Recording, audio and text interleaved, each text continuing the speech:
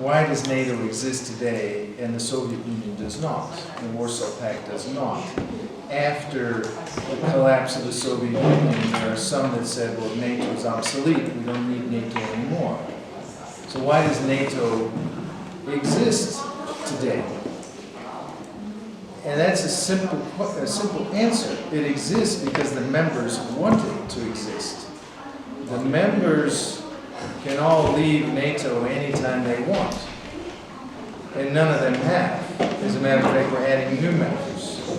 And that's because for these countries, NATO provides them with something they want. And that is the defense umbrella and defense cooperation with the other allies. It also provides them with a very important political platform to be able to discuss their issues with other allies.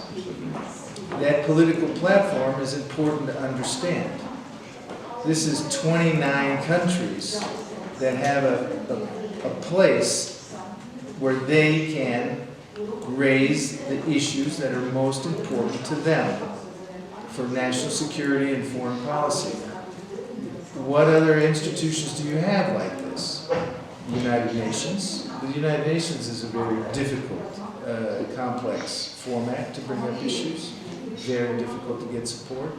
You have Organizations for Security and Cooperation in Europe, OSCE, another very complex and difficult platform. And you have, and also the European Union. The European Union is principally, it's an economic and political entity rather than a defense-related entity. So NATO for these countries is an important political entity for them to raise their security interests with other countries and then get support from those other countries. So partners use NATO in much the same way. Partners determine their relationship with NATO. They use NATO as an instrument for their foreign policy, for a platform to discuss their issues that are important to them. It's also an organization which can provide them with potentially support, training, advice, assistance. So NATO provides certain benefits to countries. There are political benefits because you have this political platform. There are military benefits because then you can get advice, assistance, support for your military and development of your own security policies. It is important for NATO allies to be able to work with these partners. Why? Because in today's world of global security threats, being able to share the burden of defense with as many countries as possible makes sense politically and from a security point of view, as well as an economic point of view. You help by bringing nations closer to you to spread security and stability, to share responsibility for responding to crises. So if you look at the NATO operation in Afghanistan, it's not just NATO allies that are participating. It's also NATO partners. Georgia having one of the largest contingents there with a battalion of infantry soldiers. Armenia has, I think, 176 officers and soldiers there. Azerbaijan has a few less than that. But the partners determine the extent of the relationship with NATO based on what the partner wants out of the relationship. And NATO has created certain frameworks to work with partners. We talked earlier about the Partnership for Peace. That's a framework. Let's talk about a framework. This is basically a legal document which is approved by the 20 8, now 29 allies, that allows NATO headquarters and NATO institutions to work with these partners. It also provides a certain amount of funding to work with these partners. Partnership for Peace, an important one. Then you have the PARP process, Partnership and Review Process it's called, where a partner nation works with NATO to develop certain goals and objectives for reform or transformation, mostly related to its armed forces. You also have the IPAC, the Individual Partnership and Review Process, which also brings into certain political reforms. And these goals and objectives and support from the allies for these goals and objectives provide a framework for discussions with the allies. So Armenia can use this to be able to discuss its issues with all these other countries.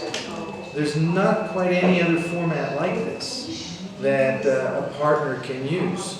You can go to the United Nations, but it's very, very different. You're dealing with, in the United Nations, well over 100 countries, and how many countries today in the United Nations? 93, 190 some countries, from Africa to South America, and so there's no, that doesn't provide a platform to discuss, say, national security issues. So partnership is an important component of NATO's strategy now. By reaching out to partners, we can do what we call project stability. That's help these partners with their own stability, and in turn they contribute to global security and stability. So it benefits everybody. This is a process of mutual benefit. This is what NATO's about, and this is why NATO is survived to this day. Because the members are there because they find benefit in this organization. Now, NATO is also very political. This is where I want to talk to you about how NATO works a bit. Because what you hear from Russia is NATO is an instrument of U.S. policy. And that certainly is true. Yes, NATO is an instrument of U.S. foreign policy. It's also an instrument of German policy, and of French policy, and of Italian policy, and of British policy. It's an instrument for all the members' policies. This is something I think it may be difficult sometimes for the leadership in Moscow to understand. This is not simply a U.S. instrument. It is something that benefits all the members, and all the members use it. That's why they all belong. We've only had 2 instances in the history of NATO where countries have pulled out, but only partially. They pulled out of the military part of NATO, and that was Greece back in the 50s, I think, and then France for a short time. And they both subsequently came back to NATO. So they're full members. Why? Because for them, NATO was a platform for them to influence other countries. They use it to influence other countries. They use it to influence the U.S. They use it to influence each other. This is a bit difficult, I think, to understand in Moscow when your framework is a Soviet framework, which means there's one person in charge and one controls everything. And everybody and everything is subordinated to the one authority. NATO works in a very, very different way.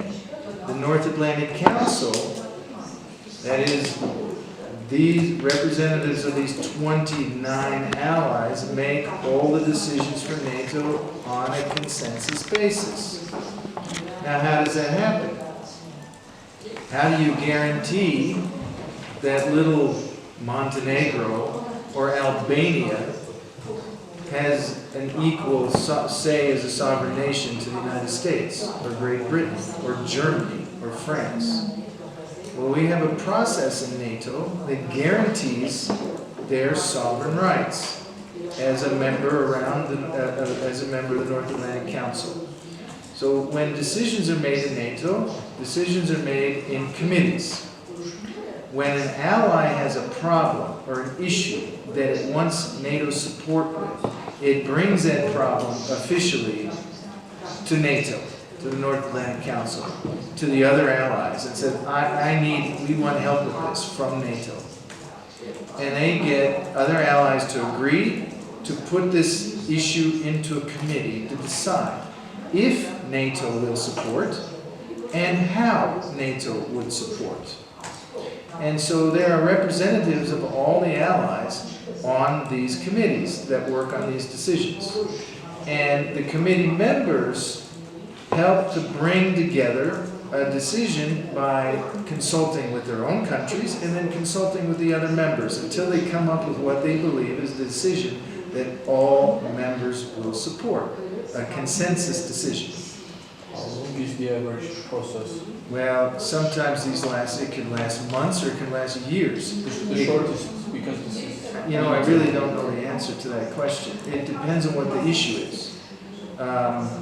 If it's an issue, say, the deployment, they decided to deploy these battalions to the Baltic states. That took a few months, as I recall. NATO can make decisions very quickly, if necessary. Say if there was an Article 5, a clear Article 5 issue. 24 hours. Yeah, 24 hours is the standard. So North Atlantic Council gathers, they make the decision. It can be very quick. Other decisions take much longer, and sometimes you cannot come to consensus, meaning the decision-making process goes on, but yet it's unsuccessful. All right? So when a decision document